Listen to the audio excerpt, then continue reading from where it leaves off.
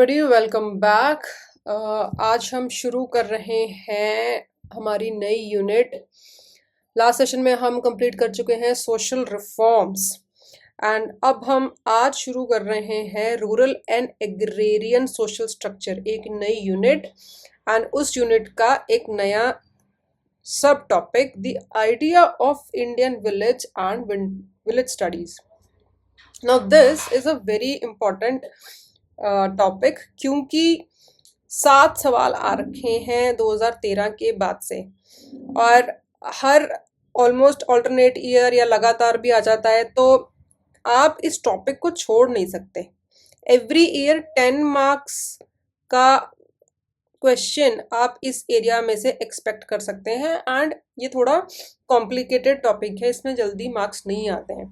जो रिक्वायर्ड होता है, जो क्वेश्चन की डिमांड है, वो बच्चे नहीं लिखते हैं।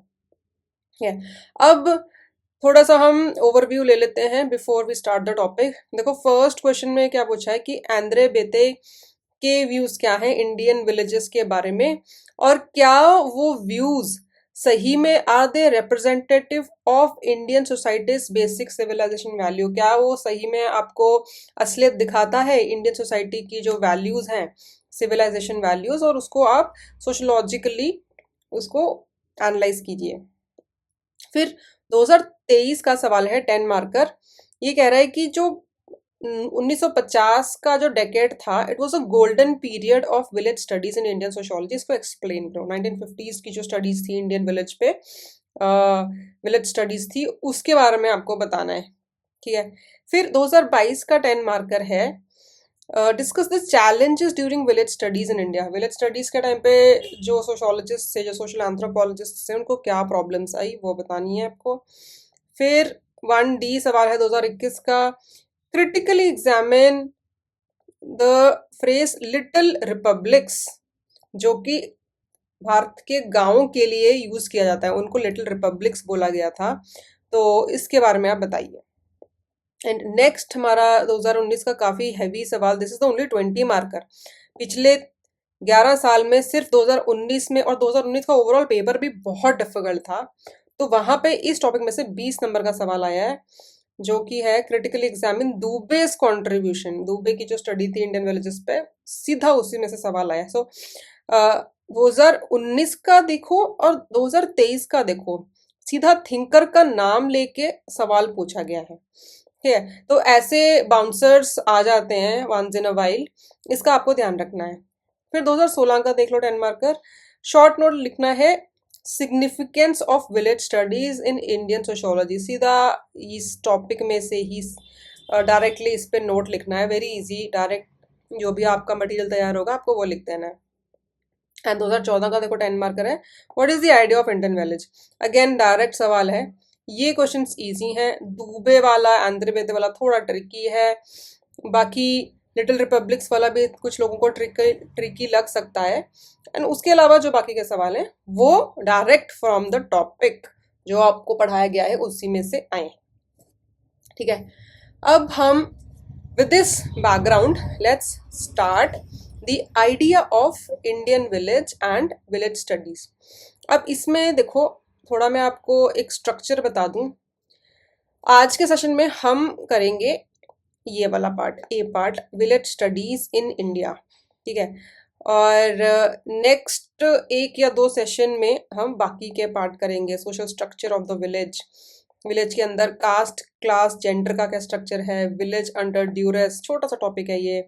फिर फील्ड व्यू, फील्ड व्यू की इंट्रोडक्शन आपको इसी टॉपिक से होगी। ठीक है, and then village in the outside world, village का बाकी की दुनिया से interaction. So these are the most important areas. Yeah, let's start with village studies in India. अब पहले थोड़ी सी इंट्रोडक्शन लेते हैं इसकी। देखो, इंट्रोडक्शन, अब सी ये जो गांव है, ये इंडिया के सोसाइटी में, इंडिया का जो सोशल और कल्चरल लैंडस्केप है, इंडिया की जो सोसाइटी है, उसमें एक ऐसी इम्पॉर्टेंट चीज है जैसे बिरयानी की प्लेट में रायता। ठीक है, आज भी मेजॉरिटी ऑफ इंडियंस जो हमारे 5 लाख से ज़्यादा गांव हैं वहाँ रहते हैं, और उनकी जो ज़िंदगी है वो एग्रीकल्चर पे डिपेंडेंट है। ठीक है, विलेज में क्या प्रैक्टिस होता है? Primarily agriculture. अब ये जो एग्रीकल्चर पे डिपेंडेंस है, एग्रीकल्चर की देखो 15% कंट्रीब्यूशन है आज की तारीख में हमारी जीडीपी में, सिर्फ 15%। ठीक है, जबकि एग्रीकल्चर पे almost 48% of Indian population is dependent. ठीक है, और ये जो 5 लाख गांव में जो भारत बसता है, दैट इज ऑलमोस्ट 68 और 69%। ठीक है, गॉट इट। तो ये मतलब है कि more than half of India क्या 70% पॉपुलेशन लिव्स इन इंडिया। ठीक है, इससे आपको ये पिक्चर मिलती है कि when you talk about India, आप गांव की बात कर रहे हैं। ठीक है, गॉट इट। अब दुनिया भर के थिंकर्स और सोशियोलॉजिस्ट्स के लिए विलेज का कॉन्सेप्ट एक सिंबल बन गया था। ठीक है, village was kind of a symbol for them, एक ऑथेंटिक नेटिव लाइफ। एंद्रे बेतेन ने विलेज की लाइफ को बोला था ऑथेंटिक नेटिव लाइफ। ठीक है, कि विलेज एक अल्टीमेट सिग्निफायर है हमारी असली जिंदगी का। मतलब विलेज को सबने इस तरह देखा जैसे ये एक अनटच्ड जेम है, कि भाई छुपा हुआ एक ये मोती है, जहाँ लाइफ सिंपल है, ओरिजिनल है। ऐसे समझो जैसे कोई इंडियन फिल्म हो जो हॉलीवुड की ब्लॉकबस्टर फिल्म से भी ज्यादा रियल लगती हो। ठीक है, तो ये था इंडिया की विलेज की रियलिटी। एंद्रे वेते बोलते हैं कि ये इंडिया के विलेज की रियलिटी है, विलेज रियलिटी है, जहाँ जिंदगी अपनी सिंप्लिसिटी में भी कॉम्प्लेक्स है और अर्बनाइजेशन का कोई इम्पैक्ट नहीं है। अर्बनाइजेशन आए ना आए, ठीक है, ये विलेज अपनी रूट्स पे खड़ा हुआ है। So this was said bye Andre वेते। ठीक है, विद दिस इंट्रोडक्शन अब हम चलते हैं थोड़ी हिस्टोरिकल बैकग्राउंड पे। हिस्टोरिकल बैकग्राउंड में हम देखते हैं कि सोचो आप अपने गांव में, आपके दादाजी अपने गांव में हुक्का मार रहे हैं या बढ़िया अपना चिल कर रहे हैं बैठे, और अचानक ब्रिटिश कॉलोनियल रूल, ब्रिटिशर्स आते हैं। क्या होता है, ब्रिटिश एडमिनिस्ट्रेशन ने सोचा कि अरे वाह, ये विलेज, इंडिया के गांव, इसकी एक परफेक्ट इमेज बनाते हैं। तो the Britishers started fantasising about Indian village. उन्होंने एक पिक्चर बनाई कि क्या है ये विलेज। तो इसमें मेटकैफ मेटकैफ आपने सुना होगा। मेटकैफ का एक बहुत ही फेमस रिमार्क है, उनका बहुत ही सेलिब्रेटेड रिमार्क है। वो कहते हैं कि उन्होंने एक बयान दिया था जिसमें कहा कि इंडियन विलेज कम्युनिटीज जो हैं, जो एक छोटे छोटे ये रिपब्लिक्स जैसे हैं, these are kind of little republics. अपने आप में एक देश है, इंडिपेंडेंट है, जो अपने आप में लगभग सब कुछ पा चुके हैं और बाहरी रिश्तों से पूरी तरह ये इंडिपेंडेंट हैं, स्वतंत्र हैं। ये ऐसे रहते हैं जैसे कुछ और नहीं रहता, यानी कि कोई भी भारत देश में कोई भी डायनेस्टी आए, ठीक है, रूल करने, या इंडिया के बाकी पार्ट्स में कोई भी रेवोल्यूशन चल रहा है, कुछ भी चल रहा है, डायनेस्टीज आई गई, रेवोल्यूशंस आए गए, लेकिन ये विलेज ये वहीं के वहीं है। तो ब्रिटिशर्स ने सोचा कि जो विलेज हैं ये हर चीज में इंडिपेंडेंट है, जैसे किसी फिल्म का कोई हीरो जो कभी मरता नहीं है, ये वही टस के मस खड़े हैं। ठीक है, तो जो इमेज ब्रिटिशर्स ने बनाई वो सिर्फ एक आइडियलाइज्ड वर्जन था। क्या मतलब? एक आदर्श विलेज की पिक्चर थी वो, कि वो विलेज को सेल्फ सफिशिएंट मान रहे हैं, ठीक है, और बोल रहे हैं कि वहां पे तो जी जमीन की कम्युनल ओनरशिप है, बाकी चीजों की भी कम्युनल ओनरशिप है, ठीक है। एक परफेक्ट कम्युनिटी है जिसमें लोग अलग अलग ऑक्यूपेशंस में एक दूसरे के साथ हार्मनी में काम करते हैं, ठीक है। बट ये थी ब्रिटिशर्स की फैंटेसी, ठीक है। असली में ऐसा नहीं था, इतनी सिंपल बात नहीं थी। इवन जब हम नेशनलिस्ट्स की बात करते हैं, जो उस टाइम पे नेशनलिस्ट लीडर्स थे, ठीक है, उन्होंने भी जो ब्रिटिशर्स का व्यू था, उनकी जो फैंटेसी थी, उसको इतना एक्सेप्ट नहीं किया, ठीक है। इस पूरी तस्वीर को इतना परफेक्ट नहीं बताया उन्होंने। हमारे नेशनल डिस्कोर्स में if you talk about Gandhi ji, Gandhi ji ने भी गांव को इंडिया की सोल माना, ठीक है। Village is the soul of India. लेकिन उनका ये कहना था कि हम उस पुराने और डिकेइंग गांव को ग्लोरीफाई मत नहीं कर सकते, इसको उन्होंने उतना ग्लोरीफाई नहीं किया। क्यों? क्योंकि वो कह रहे हैं कि ये ब्रिटिशर्स के आने के बाद इट्स डाइंग, ये मर रहा है, डीके हो रहा है, खत्म हो रहा है, सड़ रहा है, ठीक है। इसमें सुरिंदर जोधका, इस नेशनलिस्ट डिस्कोर्स के बारे में सुरिंदर जोधका कहते हैं कि ब्रिटिश रूल की वजह से गांव का डीके हुआ, इसलिए गांव के रिकंस्ट्रक्शन की जरूरत है, गांव के पुनर्निर्माण की जरूरत है, गांव को दोबारा कंस्ट्रक्ट करो।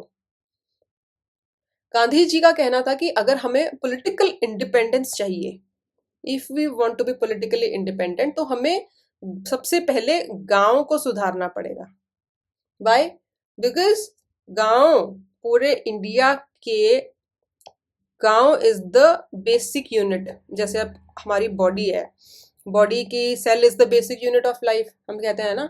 तो गांधी जी भी यही कह रहे थे कि अगर हमें पॉलिटिकल इंडिपेंडेंस चाहिए तो हमें गांव को सुधारना पड़ेगा सबसे पहले, द बेसिक यूनिट।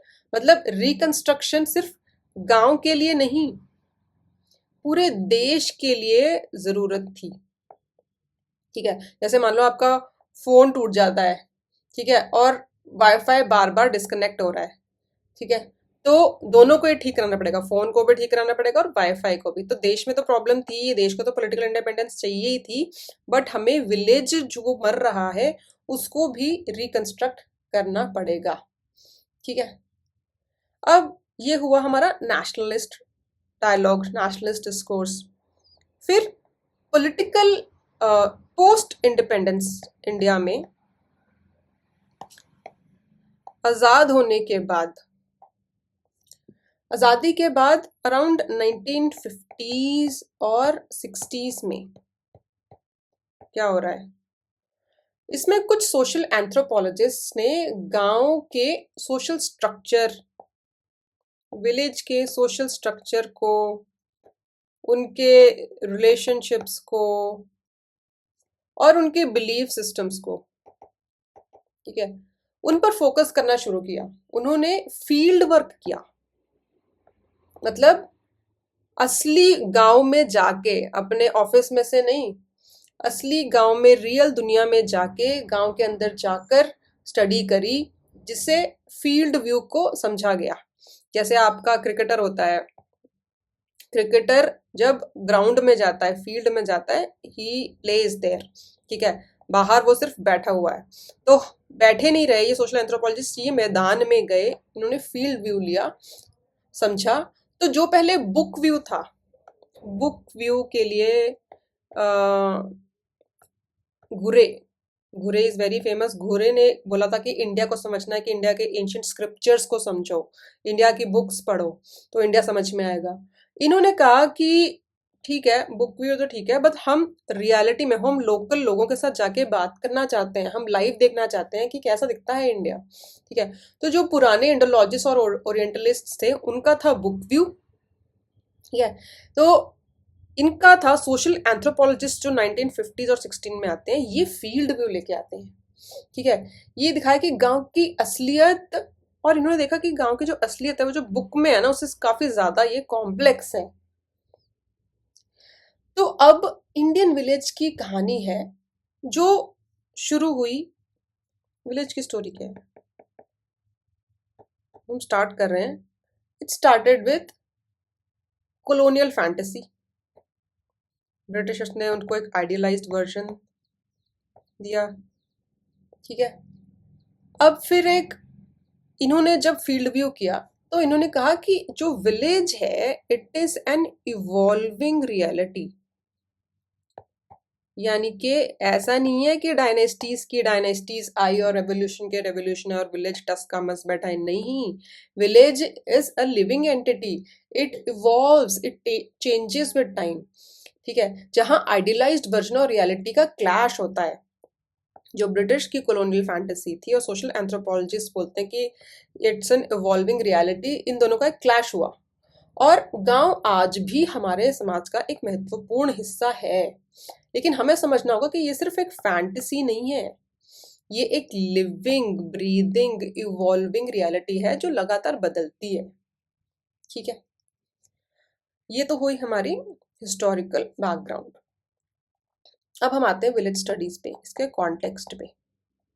ठीक है, देखो जी, कॉन्टेक्स्ट यानी कि हम थोड़ा विलेज स्टडीज देखेंगे, अंदर तक जाएंगे थोड़ा।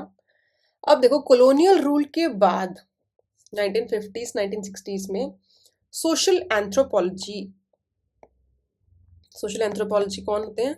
एंथ्रोपोलॉजिस्ट्स जो सोसाइटी को समझना चाह रहे हैं, नॉट ट्राइबल बट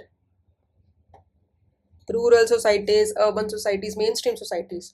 तो सोशल एंथ्रोपोलॉजी का यंग डिसिप्लिन आया कॉलोनियल रूल के बाद, और उसने इंडियन विलेज को स्टडी करना शुरू किया। मतलब ब्रिटिशर्स के जाने के बाद सोशल साइंटिस्ट्स को लगा कि विलेज को समझना जरूरी है। गांव की जिंदगी को समझना एक तरीका था नए इंडिपेंडेंट इंडिया को समझने का। मैंने आपको कहा शुरू में 70% of India still lives in villages. तो इंडिया को समझना है तो आपको गांव को समझना पड़ेगा। अब ये जो गांव की स्टडी, गांव में क्या फॉलो हो रहा है? एग्रीकल्चर। ठीक है, तो गांव में जो लोग हैं वो बेसिकली किसान हैं, पेजेंट्स हैं, राइट। तो ये जो पेजेंट्री की स्टडी थी, जो किसानों की लाइफस्टाइल की स्टडी थी, ये ट्रेंड चल रहा था उस टाइम पे वेस्टर्न वर्ल्ड में। ठीक है, क्यों? वेस्ट में स्कॉलर्स को ये लग रहा था कि एग्रीकल्चर और पेजेंट्री को समझने से एग्रेरियन सोसाइटीज के बारे में काफी कुछ सीखा जा सकता है। डीकोलोनाइजेशन के बाद भारत और बहुत सारे कंट्रीज जब आजाद होते हैं, डीकोलोनाइजेशन के बाद सबने समझा कि अब एग्रेरियन रिलेशंस को समझना सबसे ज्यादा जरूरी है। मतलब ब्रिटेन के जो कॉलोनियल रूल के बाद किसानों के इश्यूज को समझना अब और उनको फिक्स करना बहुत जरूरी था।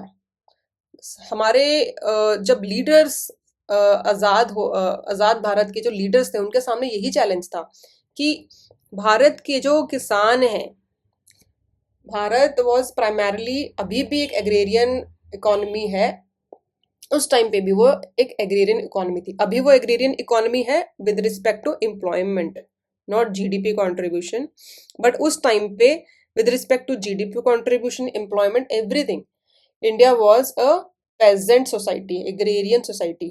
तो इंडिया की इकोनॉमी तो मेरी मेनली एग्रेरियन थी, तो सबसे पहले इसी पर फोकस किया। ठीक है, अब इस कॉन्टेक्स्ट में पेजेंट्री का कॉन्सेप्ट सोशल एंथ्रोपोलॉजी में फिर फेमस हो गया, पॉपुलर हो गया। मतलब किसानों को, किसान और उनके रिलेशंस को समझना एक ज़रूरी डिसिप्लिन बन गया था।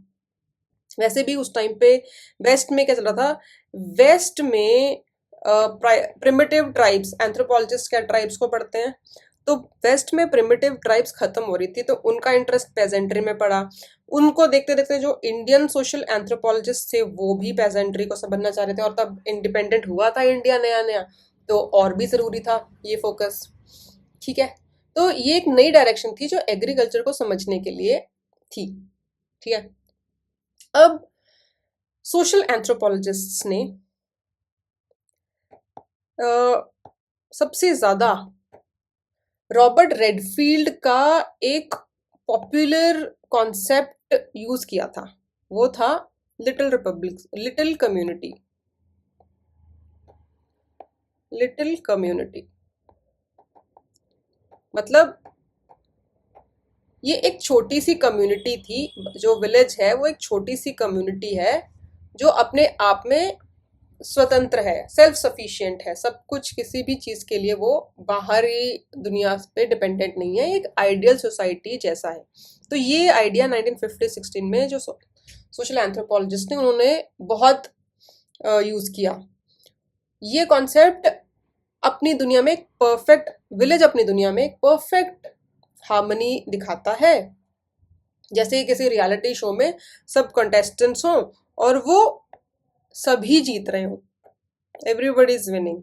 ठीक है, कोई इसमें कॉन्फ्लिक्ट नहीं है, सब हार्मनी में, पीस में रह रहे हैं। 1950s के अर्ली में, शुरू में सोशल एंथ्रोपोलॉजिस्ट ने फील्ड वर्क स्टार्ट किया। ठीक है, फील्ड वर्क स्टार्ट किया। अब ये जो फील्ड स्टडीज थी, ये गांव के असली वर्ल्ड को समझने का तरीका था। बुक्स और थ्योरीज को छोड़ो, ये लोग असली दुनिया में जाकर फील्ड व्यू में जिंदगी देख रहे थे। अब इसमें कुछ इम्पॉर्टेंट स्टडीज जो हैं वो है एम.एन. श्रीनिवास की है, एम.एन. श्रीनिवास की इंडियाज विलेजेस 1955 की।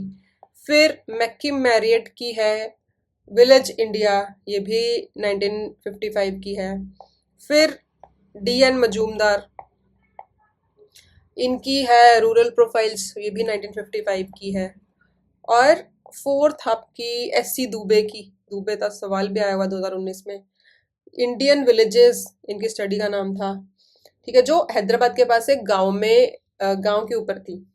तो ये जो सारी, ये सब बुक्स और स्टडीज थी इंडियन विलेज की सोशल लाइफ को समझने के लिए इम्पोर्टेंट स्टेप था। फिर 1960s और 70s में तो बिल्कुल एक वर्चुअल एक्सप्लोजन आ गया स्टडीज का। ठीक है, एवरीबडी स्टडीइंग अबाउट विलेज, मतलब एकदम से विलेज पर रिसर्च होने लग गई।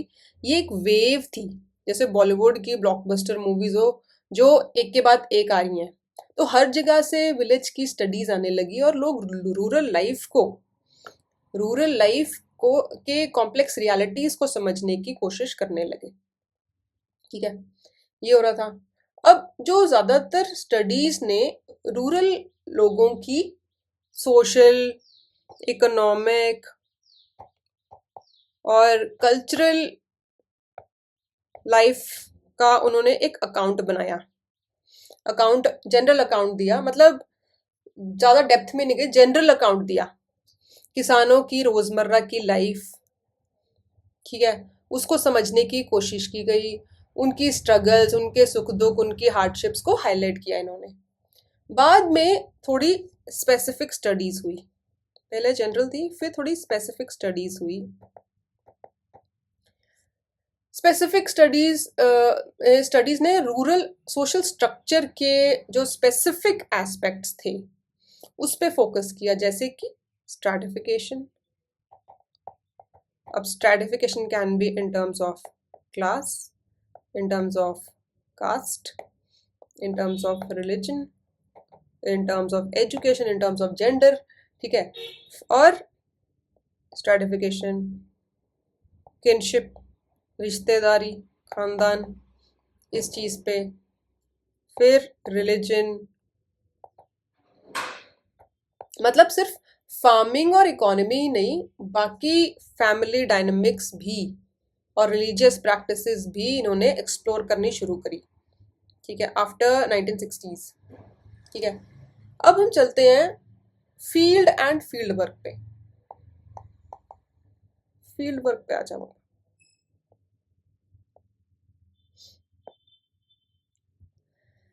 देखो, एक एंथ्रोपोलॉजिस्ट क्या करता था। एक एंथ्रोपोलॉजिस्ट वो एक मिडिल साइज विलेज को चूज करता था, ठीक है, और वहां इंटेंसिव फील्ड वर्क करता था। इंटेंसिव फील्ड वर्क क्या होता है? मतलब अपने रिसर्च के लिए वो विलेज में 1 से 2 साल तक रुकता था, गांव वालों के साथ रहना सहना, उनके रूटीन को समझना, एकदम फुल्ली मिक्सअप हो जाता था। जैसे किसी रियलिटी शो में कॉन्टेस्टेंट्स को किसी अननोन विलेज में भेज दिया हो। और जब वो फील्ड वर्क कंप्लीट होता था, जब ये 1-2 साल रहने के बाद फील्ड वर्क कंप्लीट होता, तो एंथ्रोपोलॉजिस्ट को एक होलिस्टिक अकाउंट देना होता था। मतलब गांव के सोशल और कल्चरल लाइफ की एक पूरी पिक्चर दो, पूरा अकाउंट दो, जिसमें हर छोटी बड़ी बात इंक्लूडेड हो। जैसे किसी इंडियन वेडिंग की डिटेल्ड स्टोरी देना, ठीक है, खाना, डांस, ट्रेडिशन, सब कुछ, ठीक है। अब सबसे इम्पोर्टेंट चीज जो इन स्टडीज की थी, जो इन स्टडीज को एंथ्रोपोलॉजिकल बनाती है, वो था फील्ड वर्क का कंपोनेंट और पार्टिसिपेंट ऑब्जर्वेशन। ये जो इंटेंसिव फील्ड वर्क है, this is called participant observation, कि आप पार्टिसिपेट कर रहे हो उनकी सोसाइटी में live, you not just observing. यानी एंथ्रोपोलॉजिस्ट को बस ऑब्जर्व नहीं करना था, उसे एक्टिवली पार्टिसिपेट करना था। जैसे मैलिनोस्की मैलिनोस्की ने सबसे पहले वेस्टर्न वर्ल्ड में इस मेथड पार्टिसिपेंट ऑब्जर्वेशन जो मेथड है, कि आप ऑब्जर्व तो कर ही रहे हो, पार्टिसिपेट भी कर रहे हो, तो इस मेथड का यूज किया था, ठीक है। फील्ड वर्क करना और कम्युनिटी के साथ इन्वॉल्व होकर असली डेटा कलेक्ट करना, ठीक है।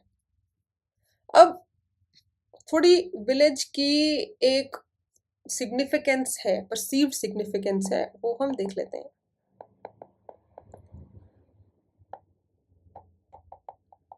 ठीक है, अब देखो, पेजेंट्री को डिस्कवर करना एक गेम चेंजर था, कि भाई हम पेजेंट्री पे स्टडी करेंगे। 1950-60s में सारी धड़ाधड़ स्टडीज आ रही हैं, जो सोशल एंथ्रोपोलॉजी को एक नई जान दे गया। मतलब किसानों की दुनिया को समझना इस डिसिप्लिन को एक बूस्ट देने जैसा था। जैसे कोई नेटफ्लिक्स सीरीज जो अब तक सबको मिस हो रही थी और अब एकदम से ब्लॉकबस्टर बन गई। The pageantry was that Netflix series. ये एकदम से इनको कहीं से एक छुपी हुई सोसाइटी मिलती है, अरे इन पे तो स्टडी नहीं करिए, इसको पकड़ते हैं, ये सही लग रहा, ठीक है। तो विलेज मोनोग्राफ्स आए। विलेज मोनोग्राफ्स आए। मोनोग्राफ्स मतलब बहुत ही डिटेल्ड स्टडीज आई। ये आने लगे जो डायरेक्टली सोशल एंथ्रोपोलॉजिस्ट्स के प्रोजेक्ट से निकले, और इन्होंने डेवलपमेंटल एजेंसीज के को हेल्प करी। डेवलपमेंट एजेंसीज ने ये विलेज मोनोग्राफ यूज किए। डेवलपमेंट एजेंसी जैसे फोर्ड फाउंडेशन सुना होगा आपने, ठीक है, या Tata Institute of Social Science, या Indian Council of Social Science Research. तो ये जो स्टडीज कर रहे थे एंथ्रोपोलॉजिस्ट, ये डेवलपमेंट एजेंसीज ने भी यूज करनी शुरू करी, ठीक है। मतलब गांवों के जो स्टडीज सिर्फ रिसर्च के लिए नहीं, बल्कि रियल डेवलपमेंट वर्क के लिए भी थी। जैसे कि एनजीओ हो गई, कोई एनजीओ, ये, ठीक है, उसने अपने फील्ड प्रोजेक्ट्स में विलेज की जिंदगी को समझकर उनकी मदद करी। तो ये मोनोग्राफ्स जो थे, ये गांव के इश्यूज को डॉक्यूमेंट करने का तरीका था, ताकि उन्हें बेहतर बनाया जा सके। ठीक है।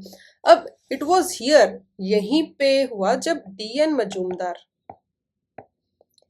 ने बोला कि इकोनॉमिस्ट्स और सोशोलॉजिस्ट्स और इकोनॉमिस्ट्स को, रुको,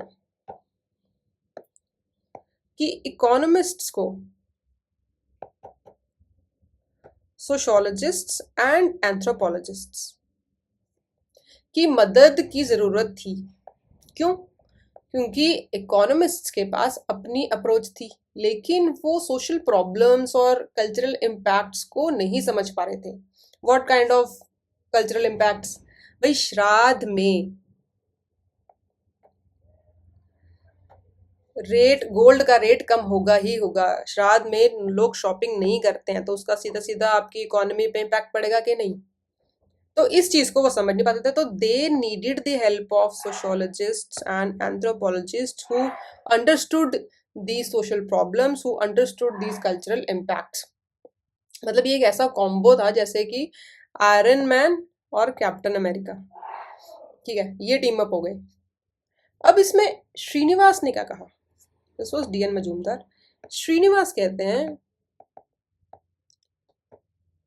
कि एंथ्रोपोलॉजिस्ट्स की अप्रोच इकोनॉमिस्ट्स और पॉलिटिकल साइंटिस्ट्स की पार्शियल अप्रोच को करेक्ट करने में मदद करता है। इकोनॉमिस्ट्स की और पॉलिटिकल साइंटिस्ट्स, ठीक है, ये एक फुल पिक्चर दे रहा है। इनकी पार्शियल पिक्चर है, ये इसको कंप्लीट कर रहा है। ठीक है, जस्ट एक एंगल नहीं दे रहा है। जैसे कि अगर आप किसी पिक्चर पे जूम इन करो तो आपको उसकी सारी डिटेल्स दिखती हैं। सो this is what was anthropologists were doing when their studies, their monographs were used by economists and political scientists. अब विलेज स्टडीज को इम्पोर्टेंट इसलिए देखा गया क्योंकि ये एक मेथडोलॉजिकल अप्रोच थी। ठीक है, मतलब ये विलेज स्टडीज ये एक छोटा वर्जन था पूरे इंडिया का। पूरे इंडिया का, मान लो एक थान का कपड़ा है। ठीक है, थान के कपड़े में एक पैटर्न होता है जो रिपीट हो रहा होता है, राइट? ठीक है, तो अगर आप उस पैटर्न को देख लो, मान लो एक आम की पत्ती बनी है, उस पैटर्न को देख लो तो आप कह सकते हो कि हाँ, पूरे थान को के डिजाइन को मैं समझ सकता हूँ। इसी तरह इंडिया के जो गांव हैं, इनका कहना था कि इंडिया के गांव जो है, छोटे छोटे गांव, इट इज इंडिया इन माइक्रोकॉस्म, कि इंडिया का एक माइक्रोस्कोपिक रूप है। ये भी इंडिया ही है, ये इंडिया रिपीट हो रहा है। इसको अगर आप समझ गए तो पूरे इंडिया को समझ गए। So this is India in microcosm. ठीक है, मतलब विलेज एक छोटा सा वर्जन था पूरे इंडिया का। गांव में जो भी प्रॉब्लम्स और प्रोसेसेस थे वो पूरे देश में हो रहे थे। जैसे आपकी इंस्टा की फीड पे जो भी ट्रेंड्स हैं वो हर जगह स्प्रेड हो रहे हैं।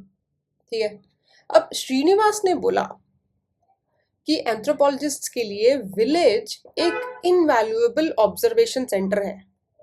ठीक है, ये ऑब्जर्व करते हैं, मतलब ये वो जगह थी जहां वो सोशल प्रोसेस, सोशल प्रॉब्लम्स को देख सकते थे जो इंडिया के बहुत बड़े हिस्से में हो रही हैं। ठीक है, गांव की स्टडी करना एक फर्स्ट हैंड एक्सपीरियंस था, एक प्रत्यक्ष अनुभव था, जैसे बिहाइंड द सीन्स फुटेज आपको मिल गई हो किसी मूवी की। ठीक है, अब 1950s और 60s में जो विलेज स्टडीज करना और भी इम्पोर्टेंट था, क्योंकि इंडियन सोसाइटी बहुत तेजी से चेंज हो रही थी। It was changing very fast. Anthropologists को जो ट्रेडिशनल सोशल ऑर्डर को रिकॉर्ड करना था, मतलब traditional social order as in परंपरागत सामाजिक व्यवस्था, सामाजिक व्यवस्था भारत की, तो इससे पहले कि ये बदल जाती इंडिया, क्योंकि अब इंडिया आज़ाद हो गया, अब नए नए रिफॉर्म्स, रेवोल्यूशनरी रिफॉर्म्स आ रहे थे, रेवोल्यूशनरी एक्ट्स पास हो रहे थे, तो India was going through a flux. अब इससे पहले कि ये हमेशा के लिए चेंज हो जाए, they wanted to capture this living reality. जैसे किसी पुरानी स्कूल की यादें हो जिसे आप लास्ट टाइम विजिट कर रहे हो और ये पता हो कि ये अब कभी वैसा नहीं रहेगा। ठीक है, दिस वाज गोइंग ऑन। अब हम आते हैं नेक्स्ट सब टॉपिक पे, इस पे जनरल फीचर्स ऑफ विलेज। गांव के जनरल फीचर्स थोड़ा देख लेते हैं। अब देखो, जो एक स्टीरियोटिपिकल टिपिकल इमेज थी इंडिया के गांव की, स्टीरियोटिपिकल मतलब कि एक आम लोगों में क्या सोच है, क्या धारणा है एक गांव को लेकर, तो ये थी सेल्फ सफिशिएंट कम्युनिटी जो अपनी ज़रूरतों के लिए किसी और पर, ये फर्स्ट है, एक सेल्फ सफिशिएंट कम्युनिटी जो अपनी ज़रूरतों के लिए किसी और पर निर्भर नहीं है। It is a self sufficient community. ये एंथ्रोपोलॉजिकल स्टडीज़ ने चैलेंज किया। मतलब ये सोच बस एक आइडियलाइज्ड वर्जन थी, ये ब्रिटिश फैंटेसी थी, रियलिटी कुछ और थी। इसमें बेते क्या बोलते हैं, बेते बोलते हैं, आंद्रे बेते, इनका कहना था कि मुझे ये नहीं लगता कि विलेज को मैंने, मतलब मुझे ये नहीं लगता कि विलेज जो मैंने स्टडी किया वो इकोनॉमिक सेंस में पूरी तरह से सेल्फ सफिशिएंट है। यानी गांव के पास बहुत चीजें थी बट सब कुछ अपने ही कंट्रोल में नहीं था, सारी चीजें उनको अपने पास नहीं थी, कुछ चीजों के लिए वो बाहर की दुनिया पे, बाहर के गांव के लिए उन पे भी डिपेंडेंट थे। इसी कॉन्टेक्स्ट में श्रीनिवास भी बोलते हैं। श्रीनिवास कहते हैं कि भाई जो गांव है इट हमेशा एक बड़ी चीज का हिस्सा रहा है। Village has always been a part of a wider entity. मतलब गांव अपने आप में पूरा नहीं था। ठीक है, आपके ऑर्गेनिज्म में सेल है बट एक सेल को अगर आप बाहर निकाल दो अपनी बॉडी से तो क्या वो जिंदा रहता है?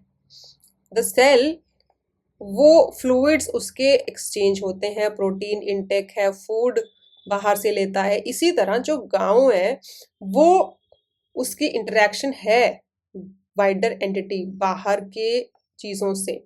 वो अपने आप में एक लिविंग इंडिपेंडेंट एंटिटी नहीं है, वाइडर एंटिटी का बस एक पार्ट है, जिसमें वाइडर एंटिटी में आपके सिटीज आ गए, आपके स्टेट्स आ गए, ठीक है, बाकी पॉपुलेशन आ गई आपके कंट्री की। Got it. अब जो ट्राइबल कम्युनिटीज के कंपैरिजन में इंडियन विलेजेस में काफी डाइवर्सिटी थी। ठीक है, ट्राइबल कम्युनिटीज में इतनी डाइवर्सिटी नहीं होती बट विलेज में हमें डाइवर्सिटी देखने को मिली। मतलब गांव के अंदर भी और बाहर से भी बहुत लोग अलग अलग कल्चर के, अलग अलग ट्रेडिशन के होते थे।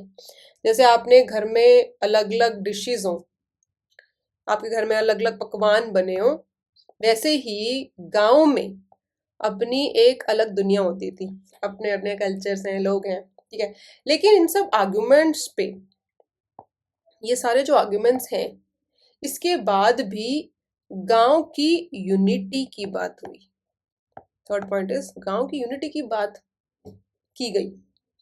ज्यादातर एंथ्रोपोलॉजिस्ट ने विलेज की यूनिटी को हाईलाइट किया। ठीक है, वो नहीं डाइवर्सिटी देखना चाह रहे, हो हमें नहीं देखना है ये सब, हम उसकी यूनिटी को हाईलाइट करना चाहते हैं।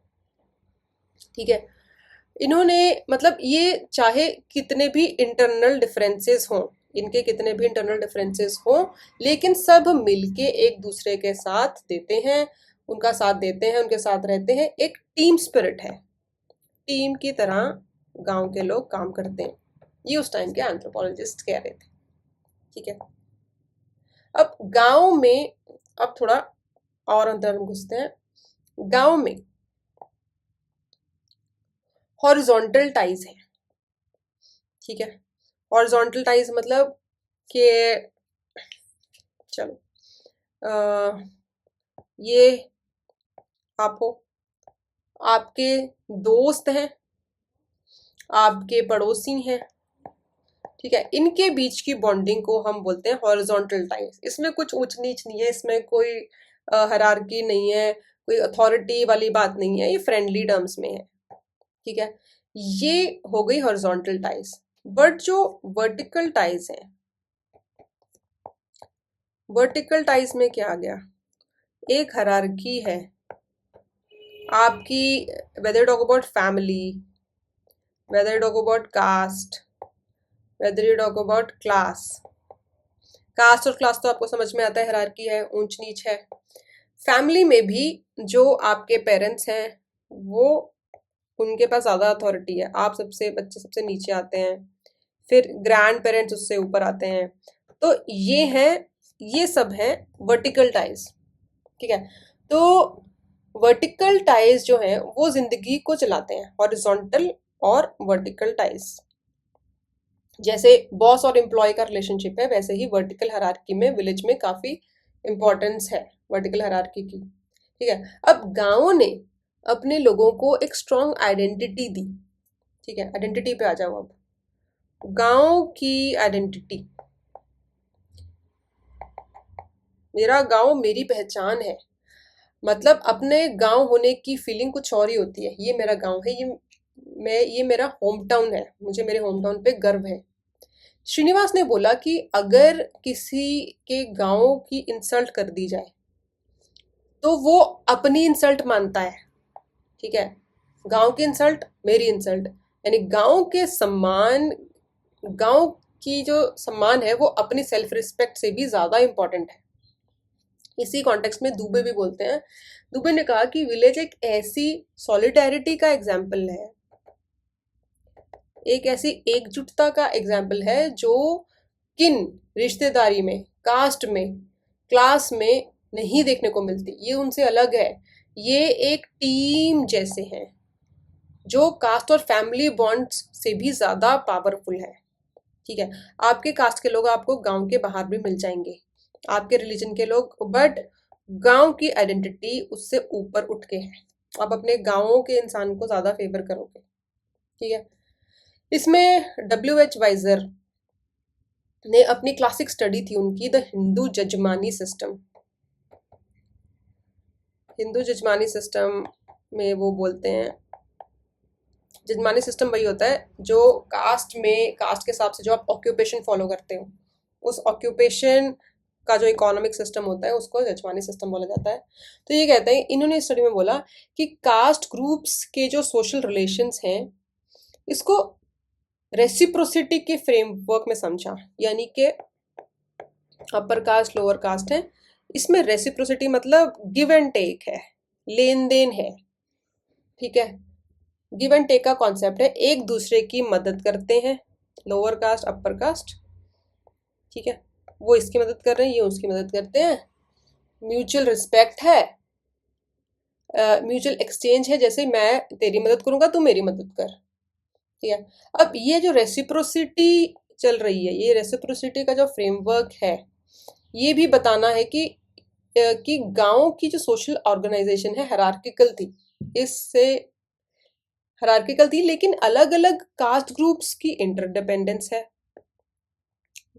तो ये दोनों चीजें, रेसिप्रोसिटी भी है, इंटरडिपेंडेंस भी है, मतलब रिस्पेक्ट और म्यूचुअल एक्सचेंज का कल्चर था। ठीक है, जो कास्ट रिलेशंस में एक बैलेंस बना के रखता था।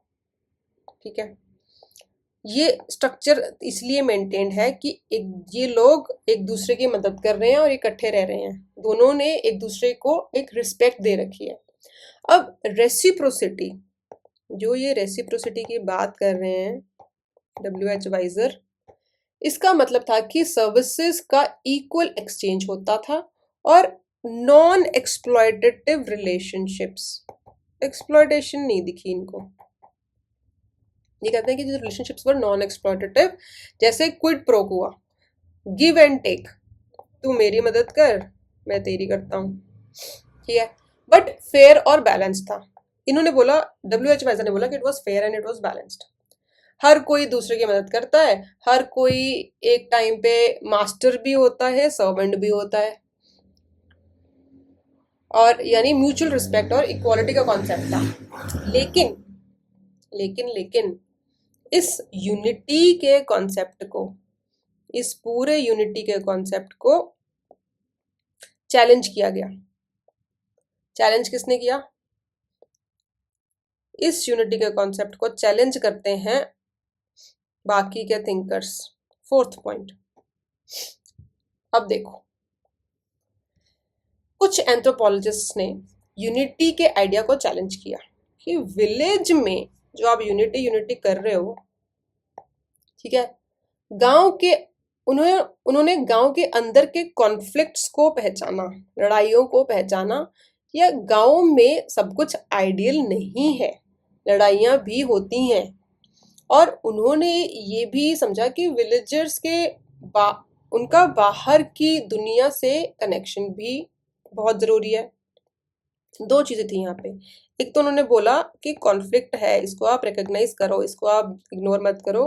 दूसरी बात कि village is connected to the outside world, ठीक है, इसका बाहर की दुनिया से भी कनेक्शन है। गांव के लोग अपने बाहर के नेटवर्क्स से भी कनेक्टेड होते हैं, जैसे आजकल सोशल मीडिया की दुनिया, we are connected through social media to the entire world. अब ये नेटवर्क किस तरह के नेटवर्क्स हैं? First is your trade network. गांव के लोग अक्सर अपने सामान को आसपास के शहरों में, गांव में, बाजारों में बेचते हैं, मंडियों में बेचते हैं।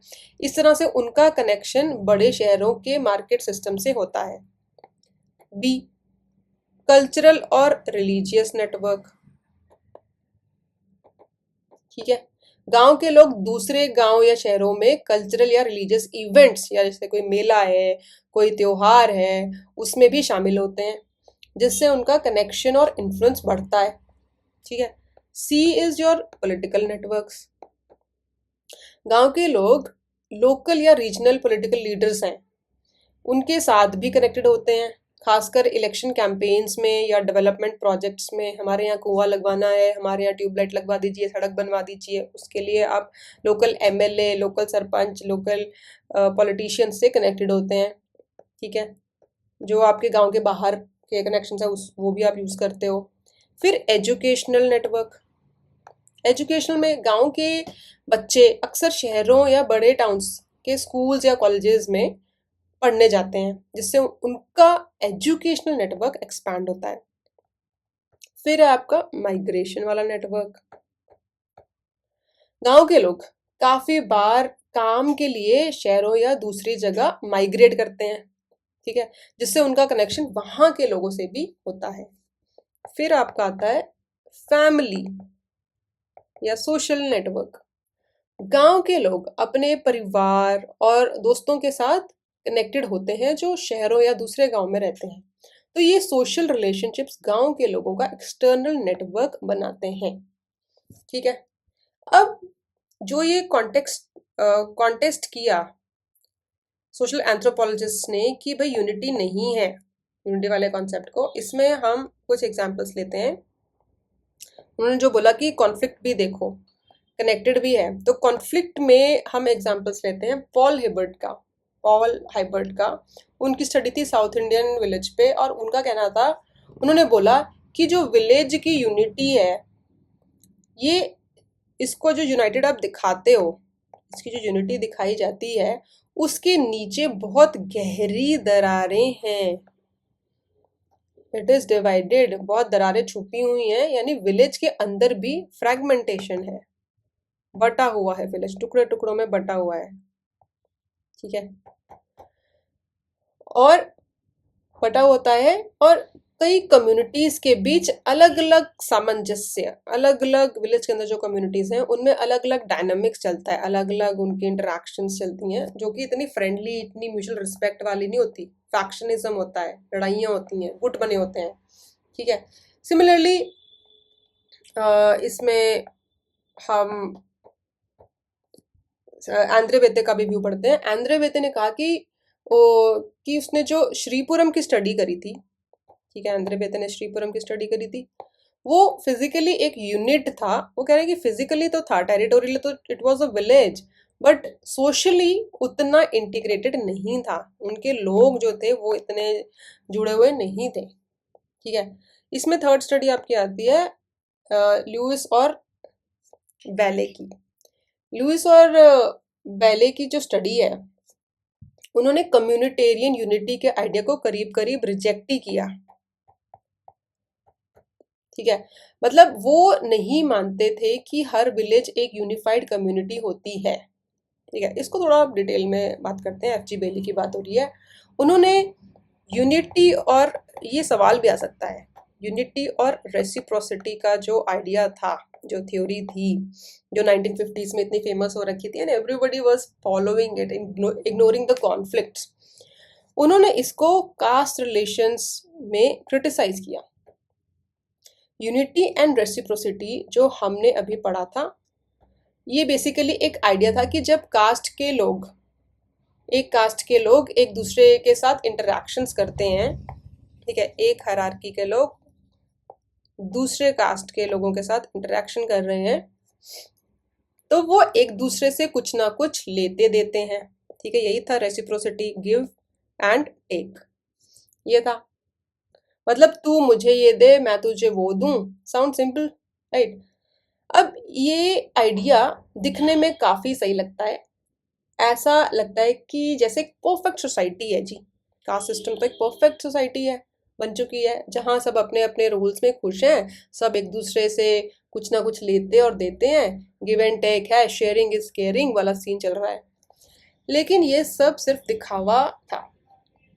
लुइस एंड बेली ने कहा कि गिव एंड टेक का जो कॉन्सेप्ट है, ठीक है, गिव एंड टेक का जो कॉन्सेप्ट आप बोल रहे हो, reciprocity, don't use this unity and reciprocity, ये थोड़ा मैं आपको इजी बनाने के लिए बोला मैंने, कि जो गिव एंड टेक का कॉन्सेप्ट है, ये लोअर कास्ट को अपने राइट्स प्रोटेक्ट करने में मदद नहीं करता। When you talk about lower castes,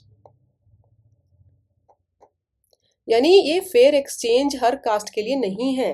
बाकी कुछ कास्ट में होता होगा fair exchange, but not for lower caste.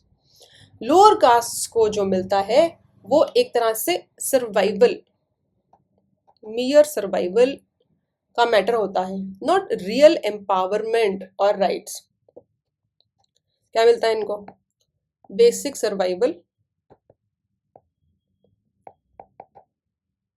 Lower caste, इनको मिल रहा है बेसिक सर्वाइवल। लोअर कास्ट को बेसिक सर्विसेज मिलती हैं, जैसे काम मिल गया, खाना मिल गया और रहने की जगह दे दी हायर कास्ट ने। तो ये एक सर्वाइवल मोड का पार्ट है, जिसमें लोअर कास्ट को एक तरह का सिक्योरिटी मिला हुआ है। ठीक है, एक तरह की सेफ्टी सिक्योरिटी मिली हुई है, but if you want to call it that, security safety तो हम नहीं बोल सकते, क्योंकि जो आगे हम कास्ट वाले चैप्टर में पढ़ते हैं कि जो कम्युनिटी लेवल पे भी जो रेप्स होते हैं, जो ये हायर कास्ट के लोग अपनी खुंदक निकालते हैं, they rape women of lower caste to assert their upper caste identity. ठीक है, तो सोशल सिक्योरिटी तो आई वोंट से, बट ये एक सर्वाइवल मोड ही दे रहे हैं, जो थोड़ा बहुत जिंदा रखने के लिए इनको। But if you want to call it, so by doing the menial, कूड़ा उठाना, ठीक है, मल उठाना, by doing the menial labor intensive tasks that higher castes don't want to do, ये इन एक्सचेंज उनको एक सर्वाइवल ही दे रहे हैं। So they are needed for the daily working of the society, but in a very subordinate way. दूसरी चीज, social acceptance.